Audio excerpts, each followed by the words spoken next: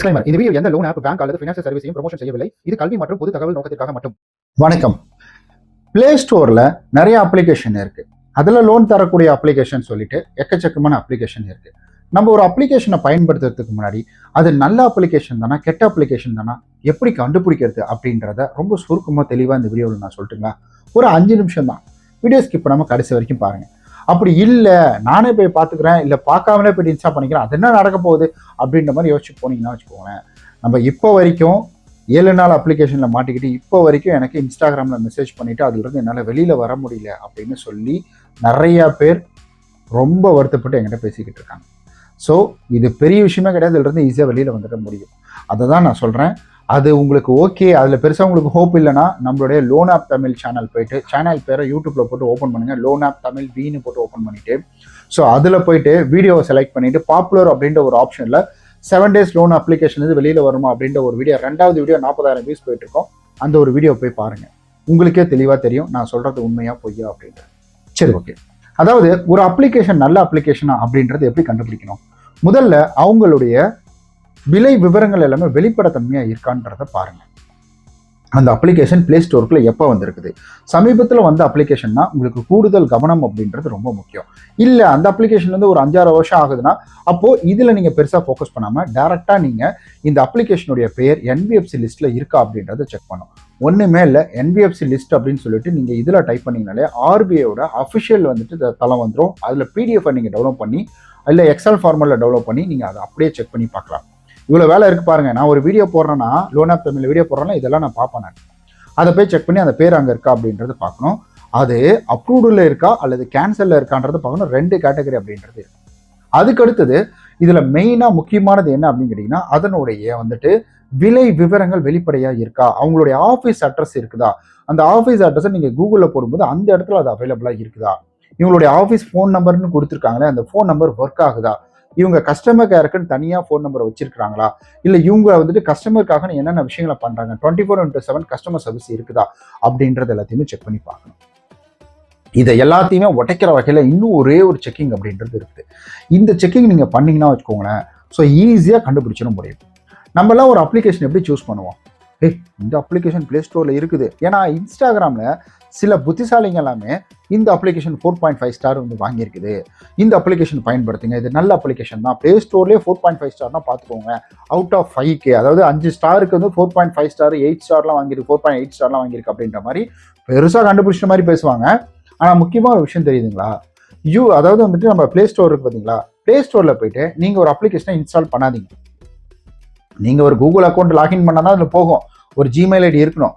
அந்த ஜிமெயில் ஐடியை லாகின் பண்ணிவிட்டு நீங்கள் பண்ண வேண்டியதெல்லாம் என்ன தெரியுங்களா, ஸோ ஒன்றுமே இல்லை, அந்த ஜிமெயில் ஐடியை லாகின் பண்ணி விட்டுட்டு ப்ளே ஸ்டோரை ஓப்பன் பண்ணிட்டு ஒரு அப்ளிகேஷனுக்கு கீழே நீங்கள் போய் பாருங்கள். அந்த கீழே பார்க்கும்பொழுது அதில் ரேட்டிங் கொடுக்குற ஆப்ஷன் வரலையானா மட்டும் என்கிட்ட சொல்லுங்கள்.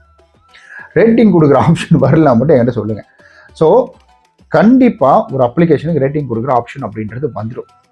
ஸோ அந்த ஆப்ஷன் அப்படின்றது வந்துட்டு ஸோ நம்ம வந்துட்டு நார்மலாக கொடுக்கக்கூடிய தம்ஸ்அப்பாக இருக்கட்டும் இல்லை லைக்காக இருக்கட்டும், நீங்கள் உண்மையான லோன் எடுத்து உங்களுடைய அனுபவத்தை தான் இதில் போட்டிருக்கீங்களா அப்படின்ற மாதிரி வந்துட்டு நிறையா விஷயங்கள் அப்படின்றது இருக்குது. அதனால் ரேட்டிங் அண்ட் ரிவ்யூலாம் இங்கே டசன்ட் மேட்ரு. ஸோ அதெல்லாம் ஒரு விஷயமே கிடையாது. அதை மட்டும் நம்பிடாதீங்க.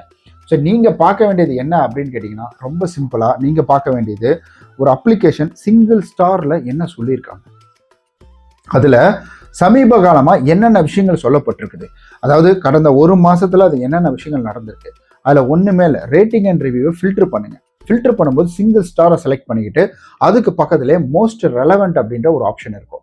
அந்த மோஸ்ட் ரெலவெண்ட் அப்படின்ற ஒரு ஆப்ஷனை கிளிக் பண்ணிங்கன்னா அதில் நியூவஸ்ட் அப்படின்றது இருக்கும், இல்லை ரேட்டிங் அப்படின்றது இருக்கும். அந்த நியூவஸ்ட் அப்படின்றத கிளிக் பண்ணிக்கோங்க.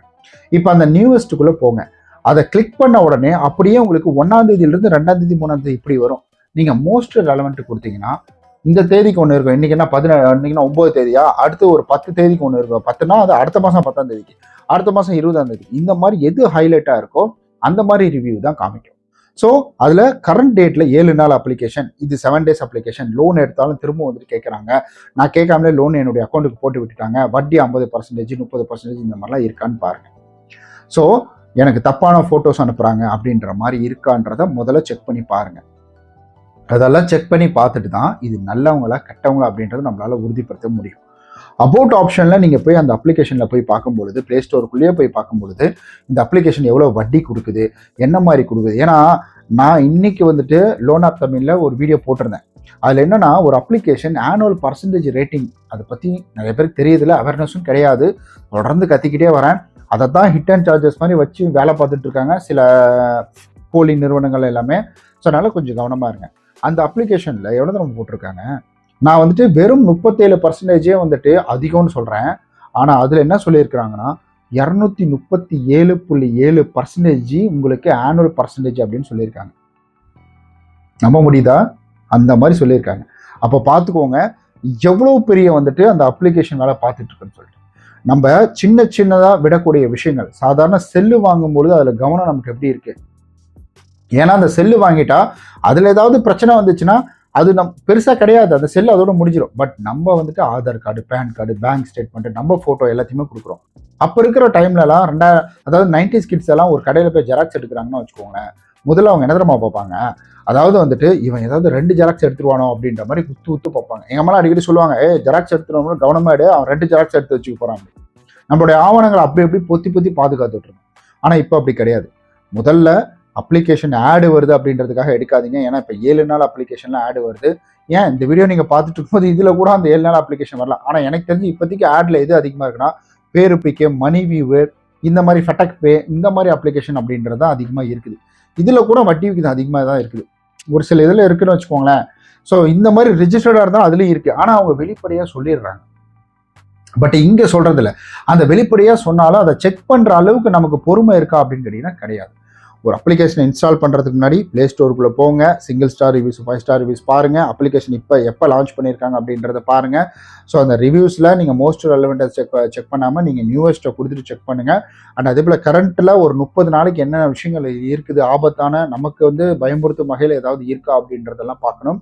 அதுக்கு அடுத்தது இந்த அப்ளிகேஷனுடைய அஃபிஷியல் பேர், அது வந்துட்டு லெண்டிங் பார்ட்னர்னு சொல்கிறாங்களே, அதாவது என்பிஎஃப்சியில் அவங்க இருக்காங்கன்னா என்பிஎஃப்சி லிஸ்ட்டை செக் பண்ணணும். அந்த லிஸ்ட்டில் இவங்க இருக்கிறாங்கன்றதை பார்க்கணும். அது வந்துட்டு இப்போ கரண்ட் ஆக்டிவ்ல இருக்காங்களா அப்படின்றதையும் பார்க்கணும். இவங்க வந்துட்டு டீஆக்டிவ், அதாவது கேன்சல் சர்டிஃபிகேட்ல இருக்காங்களா அப்படின்றதையும் பார்க்கணும். இந்த 5மே பார்க்கணும். அப்படியும் நமக்கு ஒத்து வரல அப்படின்னா பேர் எடுத்துகிட்டு போயிட்டு வந்துட்டு கூகுளில் போட்டு சர்ச் பண்ணணும். அவங்க கம்பெனி பேர்லாம் போட்டிருக்காங்க பார்த்தீங்கன்னா, அந்த கம்பெனி பேர் எடுத்துகிட்டு போய் கூகுளில் சர்ச் பண்ணணும். அதில் ஏதாவது ஒரு சைட்டில் தளத்தில் வந்துட்டு இது மேலே கம்ப்ளைண்ட் கொடுத்துருக்காங்களா அப்படின்றத நம்ம செக் பண்ணி பார்க்கணும். ஸோ இந்த மாதிரி எக்கச்சக்கமான விஷயங்கள் அப்படின்றது வந்துட்டு இதில் இருக்குதுங்க. அதனால தான் சொல்கிறேன், ஒரு லோன் எடுக்கிறது பெரிய விஷயம் கிடையாது. அதை கரெக்டான அப்ளிகேஷனில் எடுக்கணும், அதை கரெக்டாக பேமெண்ட் பண்ணணும், அது நல்லவங்களா கெட்டவங்களான்றதை தெரிஞ்சுக்கிட்டே எடுக்கணும். அதுதான் நம்மளுடைய விடி தமிழுடைய நோக்கமும் நம்மளுடைய லோன் ஆப் தமிழுடைய நோக்கம். மக்கள் விழிப்புணர்வோடு இருக்கணும். லோன் எடுக்காமல் இருக்கிறதெல்லாம் செகண்டரி தான். எடுக்கக்கூடிய லோன் நல்லவங்கள்ட்ட எடுக்கணும். கம்மியான வட்டிக்கு எடுத்து ரொம்ப சந்தோஷமாக இருக்கும். தேவையில்லாத இந்த 7 நாள் அப்ளிகேஷனில் மாட்டிக்கக்கூடாது. அதுதான் இந்த விடி தமிழோட நோக்கம். எனக்கு நீங்கள் ஆதரவு கொடுக்கணும்னு நினச்சிங்கன்னா நம்ம சேனலை சப்ஸ்கிரைப் பண்ணிக்கோங்க, லைக் பண்ணிக்கோங்க. ஹைப்புன்னு சொல்லிட்டு ஒரு ஆப்ஷன் இருக்கும், அதை வேணால் கொடுத்துக்கோங்க. ரொம்ப நன்றி இந்த வீடியோ ஒரு தூரம் பார்த்தது.